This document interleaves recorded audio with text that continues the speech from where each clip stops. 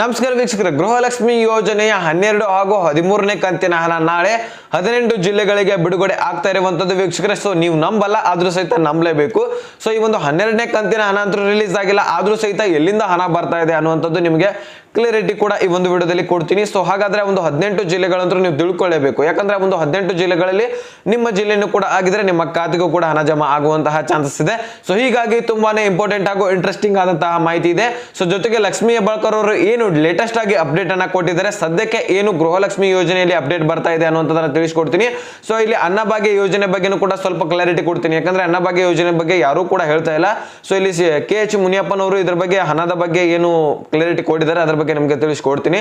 Video ತುಂಬಾ ಅಂದ್ರೆ ತುಂಬಾ ಇಂಪಾರ್ಟೆಂಟ್ ಆಗಿರುತ್ತೆ. ವಿಡಿಯೋನ ಕೊನೆವರೆಗೂ ನೋಡಿ, ವಿಡಿಯೋನ ಸ್ಕಿಪ್ ಮಾಡಬೇಡಿ. ಚಾನಲ್ಗೆ ಸಬ್ಸ್ಕ್ರೈಬ್ ಮಾಡಿಲ್ಲ ಅಂದ್ರೆ ಬೇಗನೆ ಸಬ್ಸ್ಕ್ರೈಬ್ ಮಾಡ್ಕೊಳ್ಳಿ.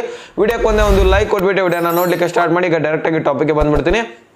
ಇಲ್ಲಿ ನೋಡಿ ವೀಕ್ಷಕರು, ಗೃಹಲಕ್ಷ್ಮಿ ಯೋಜನೆಯ ಈ ಒಂದು 12 ಹಾಗೂ 13ನೇ ಕಂತಿನ ಹಣದ ಬಗ್ಗೆ ಏನ್ ಕ್ಲಿಯರಿಟಿಯನ್ನ ಕೊಟ್ಟಿದ್ದಾರೆ ಒಂದು ಲಕ್ಷ್ಮೀ ಹೆಬ್ಬಾಳ್ಕರ್ ಅನ್ನುವಂಥದ್ದನ್ನ ಮೊದಲು ನಾನು ನಿಮಗೆ ತಿಳಿಸ್ಕೊಡ್ತೀನಿ. ಓಕೆನಾ. ಇಲ್ಲಿ ಲಕ್ಷ್ಮೀ ಹೆಬ್ಬಾಳ್ಕರ್ ಅವರು ಒಂದು ವಾರದ ಹಿಂದೆನೆ ಹೇಳಿದ್ರು. ಸೊ ಟೋಟಲಿ ನಾವು 4,000ನೇ ಹಣ ಜಮಾ ಮಾಡ್ತಿದ್ದೀವಿ ಒಟ್ಟಿಗೆನೆ. ಸೊ ಈಗ ಮಾಧ್ಯಮದವರು ಕ್ವಶನ್ ಕೇಳಿದಾಗ ಈಗಾಗಲೇ ಹಣ ಜಮಾ ಮಾಡ್ತೀವಿ ಅಂತ ಹೇಳಿದ್ರಿ.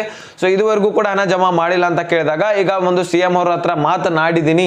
ಸೊ ಮಾತನಾಡ್ಬಿಟ್ಟು ಈಗ ಒಂದು ಹಣವನ್ನ ನಾನು ಹಾಕೋನಿದ್ದೀನಿ ಅಂತ ಒಂದು ಸ್ಪಷ್ಟನೆಯನ್ನ ಕೊಟ್ಟಿದ್ರು. ಸೊ ಹಾಗಾದ್ರೆ ಅಲ್ಲಿ ಕೂಡ ಅಮೌಂಟ್ ಹಾಕ್ಲಿಲ್ಲ. ನೆಕ್ಸ್ಟ್ ಆ ಒಂದು 4-5 ದಿನದ ತಕ್ಷಣ ಒಂದು ಮತ್ತೆ ಕ್ವಶನ್ ಮಾಧ್ಯಮದವರು ಒಂದು ಲಕ್ಷ್ಮೀ ಹೆಬ್ಬಾಳ್ಕರ್ ಅವರಿಗೆ ಕೇಳಿದಾಗ ಲಕ್ಷ್ಮೀ ಹೆಬ್ಬಾಳ್ಕರ್ ಅವರು ಏನ್ ಮಾಡಿದ್ರು, ಈಗ ಒಂದು ವಾರದಲ್ಲಿ ಅಮೌಂಟ್ ಒಂದ್ 2-3 ದಿನದಲ್ಲಿ ಹಾಕೊಡ್ತೇವೆ ಅಂತ ಹೇಳಿದ್ರಿ. ಟೋಟಲಿ 4,000 ಗಣಪತಿ ಹಬ್ಬಕ್ಕೆ ಕೊಡ್ತೀವಿ ಅಂತ ಹೇಳಿದ್ರಿ. ಸೊ ಇನ್ನೂ ಕೂಡ ಹಣ ಯಾರಿಗೂ ಕೂಡ ಜಮಾ ಆಗಿಲ್ವಂತೆ ಅಂತ ಕೇಳ್ತಾ ಇದ್ರು. ಸೊ ಆಗ ಒಂದು ಲಕ್ಷ್ಮೀ ಹೆಬ್ಬಾಳ್ಕರ್ ಅವರ ಸ್ಪಷ್ಟನೆಯನ್ನ ಕೊಟ್ಟಿದ್ರು. ನಾನು ಈಗಾಗಲೇ CM ಅವರ ಹತ್ರ ಮಾತನಾಡಿದ್ದೀನಿ, ಆದ್ರೆ ಹಣಕಾಸು ಇಲಾಖೆಯಿಂದ ನಮಗೆ ಮಹಿಳಾ ಮತ್ತು ಮಕ್ಕಳ ಕಲ್ಯಾಣ ಇಲಾಖೆಗೆ ಅಮೌಂಟ್ ಬಂದಿಲ್ಲ. ಈ ಒಂದು 12ನೇ ಕಂತಿನ ಹಣ ಹಾಗೂ 13ನೇ ಕಂತಿನ ಹಣದ ಫಂಡ್ ರಿಲೀಸ್ ಆಗಿಲ್ಲ ಅಂತ ಒಂದು ಸ್ಪಷ್ಟನೆಯನ್ನು ಕೊಟ್ಟರು. ಇದನ್ನ CM ಅವರೇ ರಿಲೀಸ್ ಮಾಡಬೇಕು. CM ಅವರ ಒಂದು ಆಹಾರ ಇಲಾಖೆಗೆ ಒಂದು ಆದೇಶ ಕಳಿಸಿದಾಗ ಒಂದು ಹಣಕಾಸು ಇಲಾಖೆದಿಂದ ಏನಾದ್ರೂ ಫಂಡ್ ಮಹಿಳಾ ಮತ್ತು ಮಕ್ಕಳ ಕಲ್ಯಾಣ ಇಲಾಖೆಗೆ ಬಂತಂದ್ರೆ ಸೊ ನಿಮ್ಮ ಖಾತೆಗೆ ಆಲ್ಮೋಸ್ಟ್ ಜಮಾ ಆದಂಗೆನೆ. ಸೊ ಹಾಗಾದ್ರೆ ಆ ಒಂದು ಫಂಡ್ ಬರ್ಬೇಕಂದ್ರೆ ಇಲ್ಲಿ CM ಅವರ ಆದೇಶ ಬೇಕಾಗತ್ತೆ. ಸೊ ಅದು ಮೊದಲು ಈಗ ಸಿದ್ದರಾಮಯ್ಯನವರು ಈಗ ಒಂದು ಹಣಕಾಸು ಇಲಾಖೆಗೆ ಒಂದು ಮಾಹಿತಿಯನ್ನು ಹೊರಡಿಸಬೇಕಾಗತ್ತೆ. ಸೊ ಒಂದು ಮಾಹಿತಿಯನ್ನು ಹೊರಡಿಸ್ಬಿಟ್ಟು ಈ ಒಂದು 12ನೇ ಕಂತಿನ ಹಣಕ್ಕೆ ಎಷ್ಟು ಒಂದು ಹಣ ಹತ್ತತ್ತೆ ಅನ್ನುವಂಥದ್ದನ್ನ ಒಂದು ಫಂಡ್ ಅನ್ನ ರಿಲೀಸ್ ಮಾಡಬೇಕಾಗತ್ತೆ. ಸೊ ನನಗನ್ಸುತ್ತೆ ಮೊದಲನೇದಾಗಿ 12ನೇ ಕಂತಿನ ಹಣ ಮಾತ್ರ ಜಮಾ ಮಾಡ್ತಾರಂತ. ಸೊ ನೆಕ್ಸ್ಟ್ 13ನೇ ಕಂತಿನ ಹಣ ಏನಿದೆಯಲ್ಲ, 12ನೇ ಕಂತಿನ ಹಣ ಎಂಡ್ ಆದ್ಮೇಲೆ 13ನೇ ಕಂತಿನ ಹಣ ಬಿಡುಗಡೆ ಮಾಡ್ತಾರಂತ ಅನಿಸ್ತಾ ಇದೆ. ಆದ್ರೆ ಈಗ 11ನೇ ಕಂತಿನ ಹಣ ಎಲ್ಲಿಂದ ಒಂದು ಯಾರಿಗೆ ಜಮಾ ಆಗಿದೆ ನೋಡಿ, ಅವ್ರಿಗಂತೂ ಜಮಾ ಆಗತ್ತೆ. ಉಳಿದ ಒಂದು ಫಲಾನುಭವಿಗಳು ಕೂಡ ಸಾಕಷ್ಟು ಫಲಾನುಭವಿಗಳಿದ್ದಾರೆ. ಸೊ ನಿಮ್ಮ ಡಾಕ್ಯುಮೆಂಟ್ಸ್ ಗಳಲ್ಲಿ ಏನಾದ್ರೂ ಪ್ರಾಬ್ಲಮ್ ಇರುತ್ತೆ, ಅದರಲ್ಲಿ ಒಂದು ಬ್ಯಾಂಕ್ ಅಕೌಂಟ್ ಅನ್ನ ಒಂದು ನೀವು ಟ್ರಾನ್ಸಾಕ್ಷನ್ ಅನ್ನ ಕಂಪ್ಲೀಟ್ ಮಾಡೋದಿಲ್ಲ. ಸೊ ಟ್ರಾನ್ಸಾಕ್ಷನ್ ಮಾಡ್ತಾ ಇರಲ್ಲ, ನೀವು ಅಮೌಂಟ್ ಹಾಕೋದು ತೆಗೆಯೋದು ಮಾಡ್ತಾ ಇರೋದಿಲ್ಲ. ಸೊ ಅದಕ್ಕೋಸ್ಕರ ನಿಮ್ಮ ಡೆಡ್ ಅಕೌಂಟ್ ಆಗಿರುತ್ತೆ, ಅದನ್ನ ಚಾಲ್ತಿ ಮಾಡಿಸ್ಬೇಕು, ರೀ ಓಪನ್ ಮಾಡಬೇಕಾಗತ್ತೆ. ಅದನ್ನ ಒಂದು ಕೆಲಸವನ್ನ ಮೊದಲು ಮಾಡಿ ಅಂತ ಲಕ್ಷ್ಮೀ ಹೆಬ್ಬಾಳ್ಕರ್ ಅವರು ಹೇಳಿರುವಂತದ್ದು. ಯಾರು ಒರಿಜಿನಲ್ ಫಲಾನುಭವಿಗಳಿದ್ರೆ ಅವರು.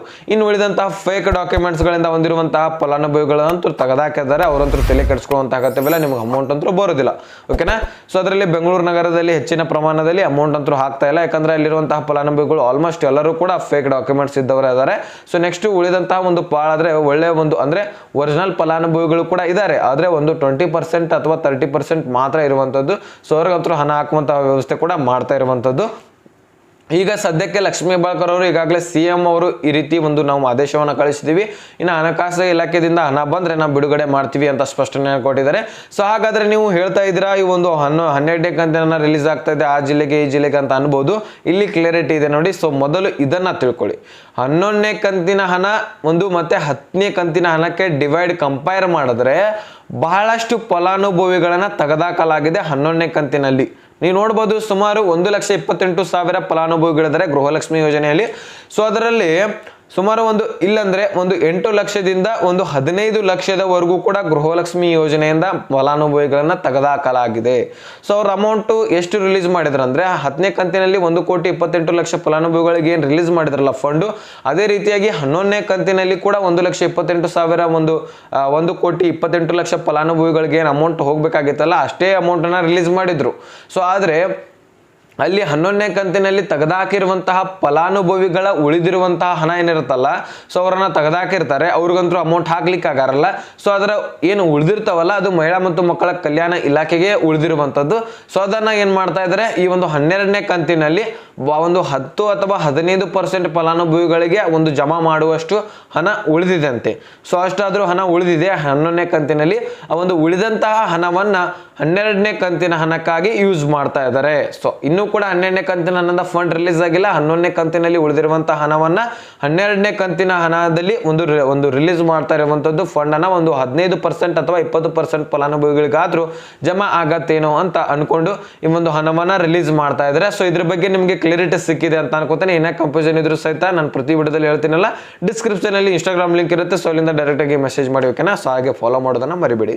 ಈಗ ಈ ಒಂದು 12ನೇ ಕಂತಿನ ಹಣ ಮೊದಲಿಗೆ ರಿಲೀಸ್ ಆಗತ್ತೆ ಅನ್ನಿಸ್ತಾ ಇದೆ. ಯಾಕಂದ್ರೆ ಈಗಾಗಲೇ ಹೇಳಿದ್ದಾರೆ ಲಕ್ಷ್ಮೀ ಹೆಬ್ಬಾಳ್ಕರ್ ಅವರು ಒಂದು 4,000 ಒಟ್ಟಿಗೆ ಜಮಾ ಮಾಡ್ತೀವಂತ, ಇನ್ನೂ ಕೂಡ ಜಮಾ ಮಾಡಿಲ್ಲ.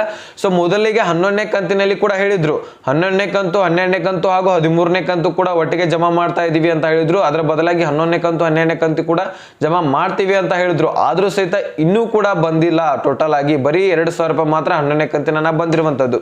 ಸೊ ಅದೇ ರೀತಿಯಾಗಿ ಈಗೂ ಕೂಡ ಹೇಳ್ತಾ ಇದ್ರೆ, ಆದ್ರೆ ನಂಬಲಿಕ್ಕೆ ಬರಲ್ಲ. ಯಾಕಂದ್ರೆ ಒಂದು ಕಂತು ಆದ್ಮೇಲೆ ಒಂದು ಕಂತು ಬಿಡ್ಲಿಕ್ಕೆ ಸಾಧ್ಯ. ಈಗಾಗಲೇ ನೋಡಬಹುದು ನೀವು ಬ್ಯಾಂಕ್ ನಲ್ಲಿ 10 ಕೋಟಿ ವ್ಯವಹಾರ ಮಾಡುವಾಗನೇ ಒಂದು ತಾಂತ್ರಿಕ ದೋಷ ಆಗತ್ತೆ.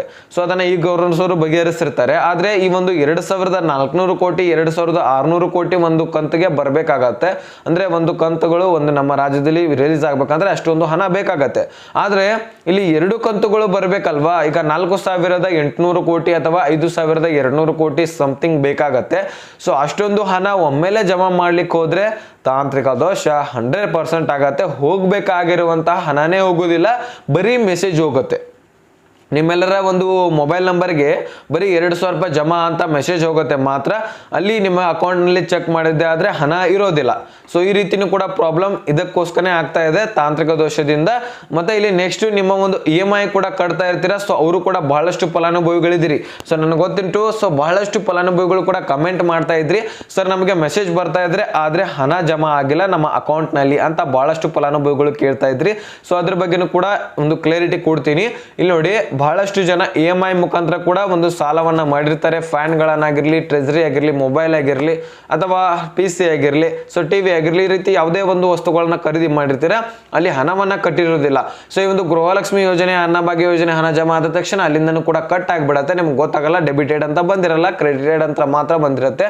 ಸೊ ಆ ರೀತಿನೂ ಕೂಡ ಆಗಿರ್ಬೋದು. ಇಲ್ಲಪ್ಪ ಅಂದ್ರೆ ತಾಂತ್ರಿಕ ದೋಷದಿಂದ ಕೂಡ ಆಗಿರ್ಬೋದು. ಯಾರೋ ಒಂದು EMI ಕಟ್ಟಿರಲ್ಲ ನೋಡಿ, ಸೊ ಅವ್ರಿಗೆ ಹೀಗಾದ್ರೆ ತಾಂತ್ರಿಕ ದೋಷದಿಂದ ಆಗಿರುತ್ತೆ. ಸೊ ನೀವು ಏನು ತಲೆ ಕೆಡಿಸ್ಕೊಳ್ಳುವಂತ ಅಗತ್ಯವಿಲ್ಲ. ನಿಮಗೆ ಬರಬೇಕಾಗಿರುವಂತಹ ಹಣ ಒಂದು 2-3-4 ದಿನಗಳಲ್ಲಿ ಬರುತ್ತೆ. ಓಕೆನಾ.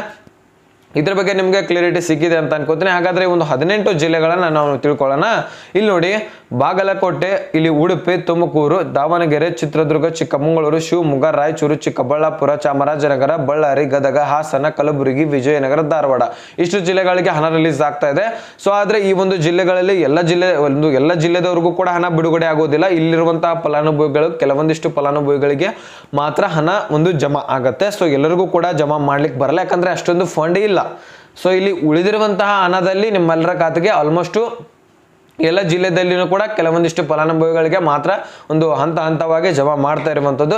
ಈ ಒಂದು 12ನೇ ಕಂತಿನ ಹಣ ಇನ್ನೇನು ಒಂದು ವಾರದ ಒಳಗಾಗಿನೇ ರಿಲೀಸ್ ಆಗುತ್ತೆ. ಸೊ ಅಷ್ಟರೊಳಗೆ ನಿಮ್ಮೆಲ್ಲರ ಖಾತೆಗೆ ದಡಪ್ ಮತ್ತ ಒಂದು ನಿಮ್ಮ ಖಾತೆಗೆ ಹಣ 2,000 ರೂಪಾಯಿ ಜಮಾ ಆಗುತ್ತೆ. ಮೊದಲಿಗೆ 12ನೇ ಕಂತಿನ ಹಣ ಜಮಾ ಆದ್ರೆ ನೆಕ್ಸ್ಟ್ 13ನೇ ಕಂತಿನ ಹಣ ಕೂಡ ಬರುತ್ತೆ. ಓಕೆನಾ. ಇದ್ರ ಬಗ್ಗೆ ಸಂಪೂರ್ಣವಾಗಿ ನಿಮಗೆ ಅರ್ಥ ಆಗಿದೆ ಅಂತ ಅನ್ಕೋತೀನಿ. ಅರ್ಥ ಆಗಿದ್ರೆ ಲೈಕ್ ಮಾಡಿ, ನಿಮ್ಮ ಸ್ನೇಹಿತರಿಗೆ ಶೇರ್ ಮಾಡಿ, ಸಬ್ಸ್ಕ್ರೈಬ್ ಮಾಡಿ ಅಂತ ಹೇಳ್ತಾ ಮುಂದಿನ ಮಾಹಿತಿ ಸಿಗೋಣ. ಸೊ ಅಲ್ಲಿ ತನಕ ಬಾಯ್ ಬಾಯ್ ಫ್ರೆಂಡ್ಸ್.